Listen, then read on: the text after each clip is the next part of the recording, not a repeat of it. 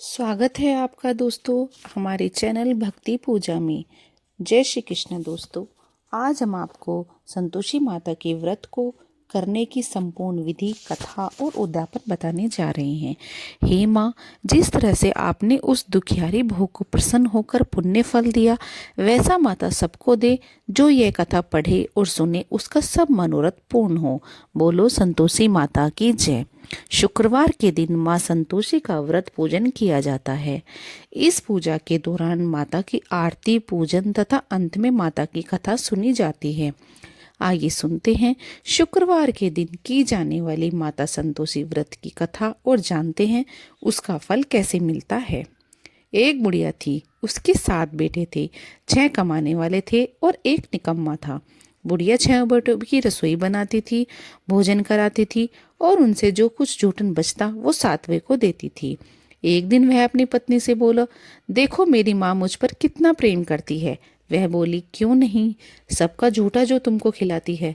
वह बोला, ऐसा नहीं हो सकता, मैं जब तक अपनी आंखों से न देख लूं मान नहीं सकता। बहू हंसकर बोली, देख लोगे तब तो मानोगे। कुछ दिन बाद त्योहार आया। घर में 7 प्रकार के भोजन और चूरमा के लड्डू बने। वह जांचने को सिर दर्द का बहाना बनाकर पतला वस्त्र सिर पर ओढ़े रसोई में सो गया। कपड़े में सब देखता रहा। 6 भाई भोजन करके आए। उसने देखा माँ ने उनके लिए सुंदर आसन बिछाए हैं, नाना प्रकार की रसोई परोसी है और आग्रह करके उन्हें जिमाया। वह देखता रहा। 6 भोजन करके उठ गए, तब माँ ने उनकी झूठी थालियों में से लड्डू के टुकड़े उठाकर एक लड्डू बनाया।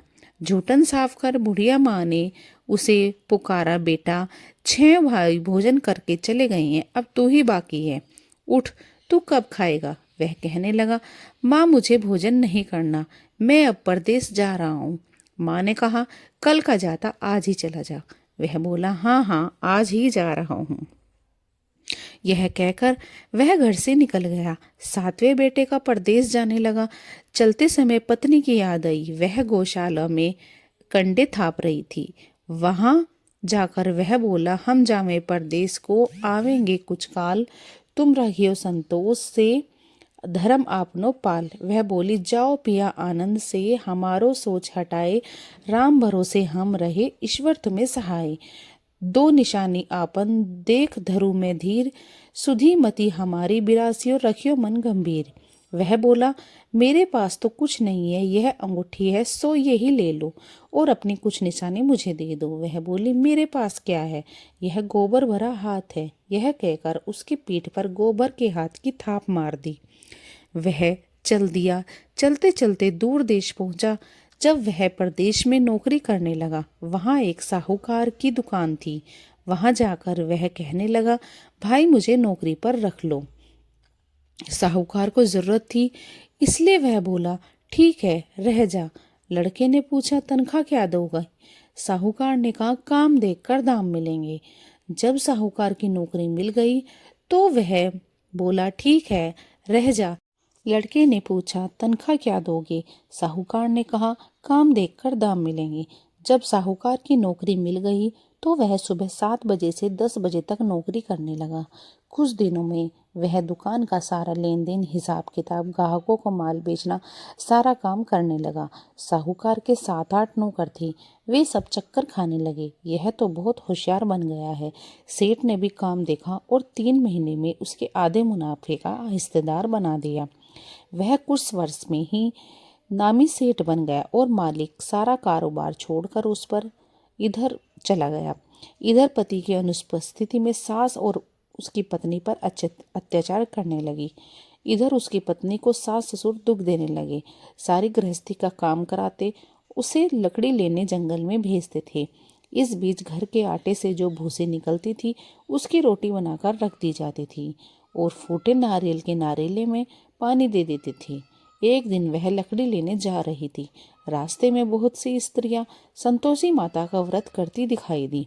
संतोषी माता का व्रत, वह वहां खड़ी होकर कथा सुनने लगी और पूछा, बहनों तुम किस देवताओं का व्रत कर रही हो और इसके करने से क्या फल मिलता है। यदि तुम इस व्रत का विधान मुझे समझा कर कहोगे तो मैं तुम्हारा बड़ा एहसान मानूंगी। तब उनमें से एक स्त्री बोली, सुनो, यह संतोषी माता का व्रत है। इसके करने से निर्धनता, दरिद्रता का नाश होता है और जो मन में कामना होती है वह सब संतोषी माता की कृपा से पूरी हो जाती है। तब उसने उससे व्रत की विधि पूछी। संतोषी माता की व्रत की विधि। वह भक्ति स्त्री बोली, 1.25 आने का गुड़ चना लेना, इच्छा हो तो 5.25 आने का लेना या फिर 1.25 का भी सहूलियत के अनुसार लेना। बिना परेशानी और श्रद्धा व प्रेम से जितना भी बन पड़े सवाया ही लेना। प्रत्येक शुक्रवार को निराहार रहकर कथा सुनना। इसके बीच में क्रम टूटे नहीं, लगातार नियम पालन करना। सुनने वाला कोई न मिले तो घी का दीपक जलाकर उसके आगे जल के पात्र को भरकर सामने रख देना और फिर कथा कहना। जब तक कार्य सिद्ध न हो नियम का पालन करना और कार्य सिद्ध हो जाने पर व्रत का उद्यापन करना। 3 मास में माता फल पूरा करती है। किसी के ग्रह खोटे हों तो माता 1 वर्ष में कार्य सिद्ध कर देती है। फल सिद्ध होने पर माता का उद्यापन करना चाहिए, बीच में नहीं करना चाहिए। उद्यापन में 2.5 सेर आटे का खाजा तथा इसी परिणाम से खीर तथा चने का साग करना। 8 लड़कों को भोजन कराना, जहाँ तक मिले देवर जेठ भाई बंधु के बेटे हों, न मिले तो रिश्तेदार और पास पड़ोसियों को बुलाना, उन्हें भोजन कराना, यथाशक्ति दक्षिणा देना।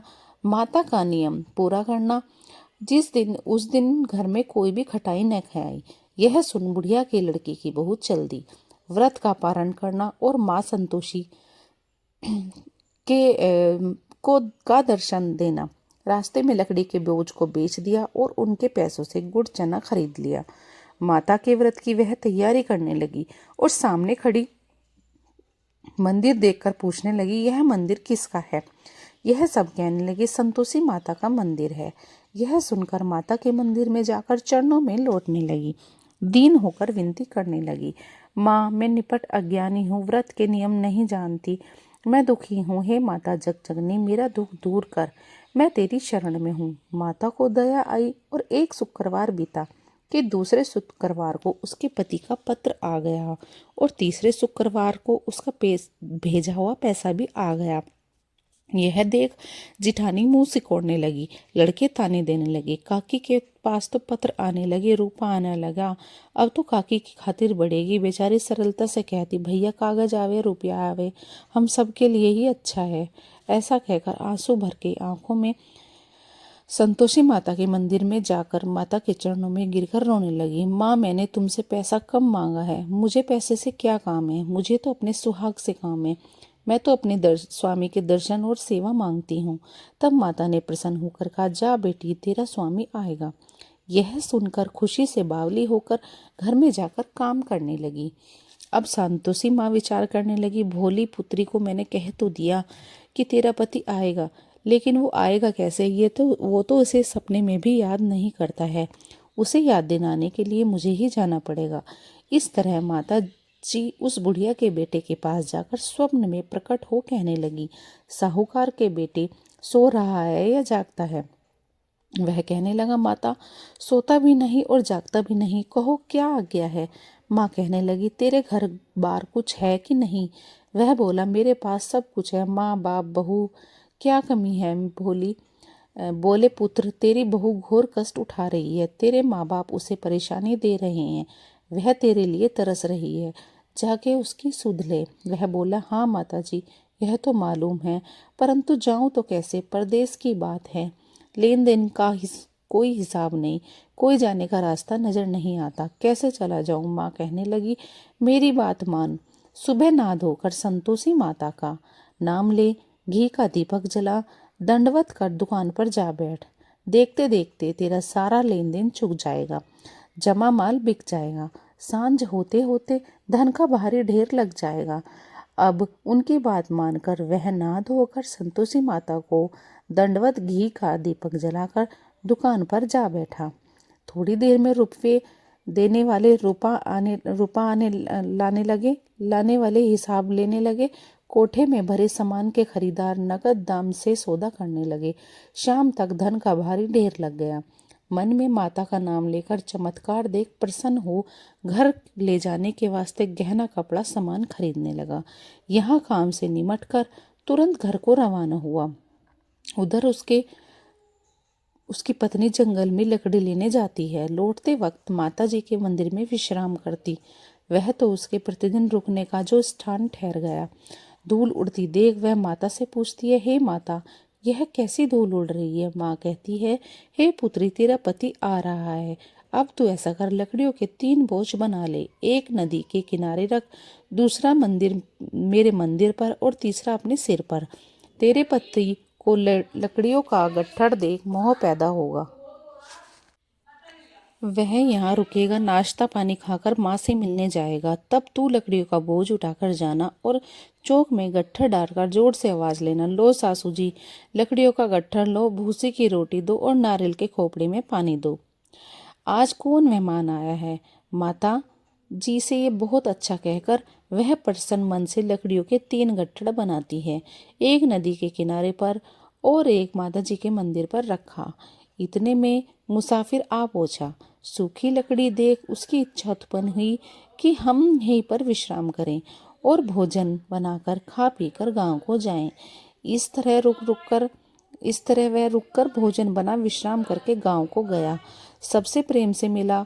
उसी समय सिर पर लकड़ी का गट्ठर लिए वह उतावली सी आती है। लकड़ियों का भारी बोझ आंगन में डालकर जोर से 3 आवाज देती है, लो सासू जी, लकड़ियों का गट्ठर लो, भूसी की रोटी दो। आज कौन मेहमान आया है? यह सुनकर उसकी सास बोली कि अपने दिए हुए कष्टों को भुला रहे हैं। तो कहती है, बहू ऐसा क्यों कहती है? तेरा मालिक ही तो आया है। आ बैठ, मीठा भात खा, भोजन कर, कपड़े गहने पहन। उसकी आवाज सुनकर पति बाहर आ जाता है। अंगूठी देख व्याकुल हो जाता है। माँ से पूछता है, माँ यह कौन है? माँ बोली, बेटा यह तेरी बहू है। जब से तू गया है तब से सारे गांव में भटकती फिरती है। घर का काम काज कुछ नहीं करती, 4 पहर आकर खा जाती है। वह बोला, ठीक है माँ, मैंने इसे भी देख लिया और तुम्हें भी। अब घर की चाबी दो, मैं उसमें रहूंगा। माँ बोली, ठीक है, जैसे तेरी मर्जी। तब वह दूसरे मकान की तीसरी मंजिल पर कमरा खोल सारा सामान जमाने लगा। एक दिन में राजा के महल जैसा ठाट बाट बन गया।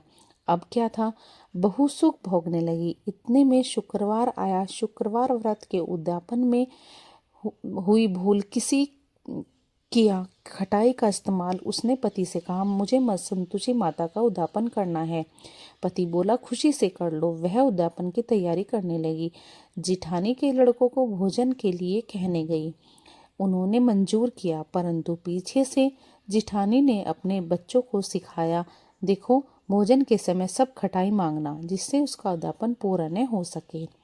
लड़के जीमने आए और खीर खाना पेट भरकर खाया, परंतु बाद में खाते ही कहने लगे, हमें खटाई दो, खीर खाना हमको नहीं भाता, देखकर अरुचि होती है। वह कहने लगी, भाई खटाई किसी को नहीं दी जाएगी, यह तो संतोषी माता का प्रसाद है।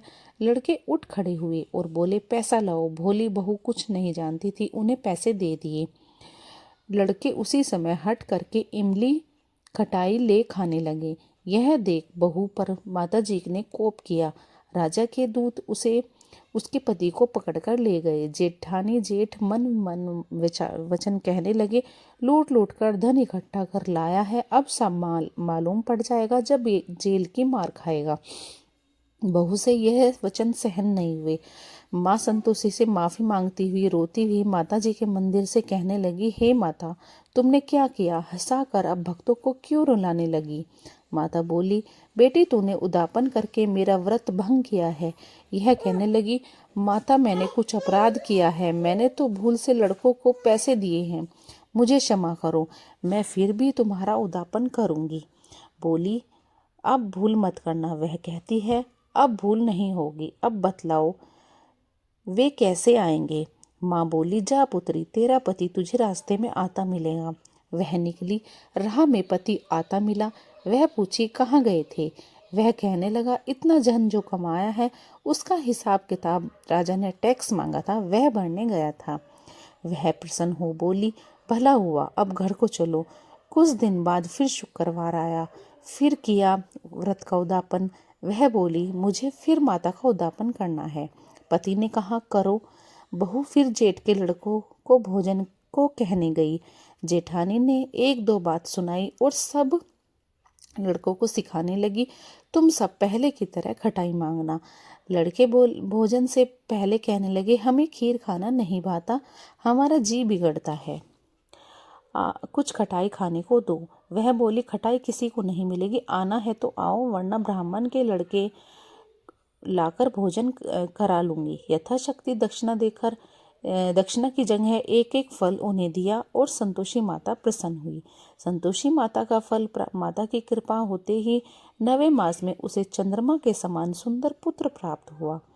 पुत्र को पाकर प्रतिदिन माता जी के मंदिर में जाने लगी। माँ ने सोचा, यह रोज आती है, क्यों न मैं आज इसके घर चलूं। ये विचार कर माता ने भयानक रूप बनाया। गुड़ चने से सना मुख, ऊपर सूंड के समान होठ और उस पर मक्खियां भिनभिना रही थी।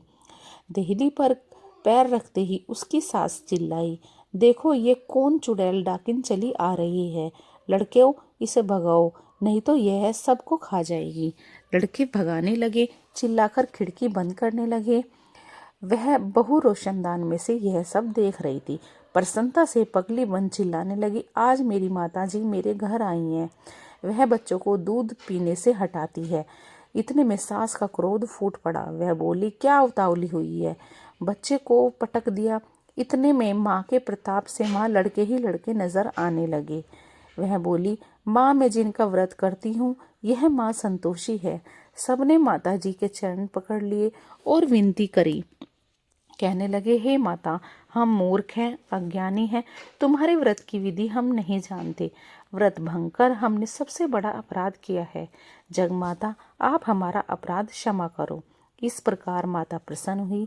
बहू को पहले प्रसन्न हो जैसा फल दिया, वैसे माता सबको दे। जो पढ़े उसका मनोरथ पूर्ण हो। बोलो संतोषी माता की जय।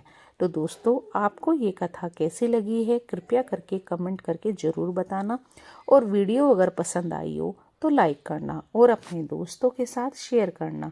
कमेंट बॉक्स में जय संतोषी माता लिखना ना भूलना।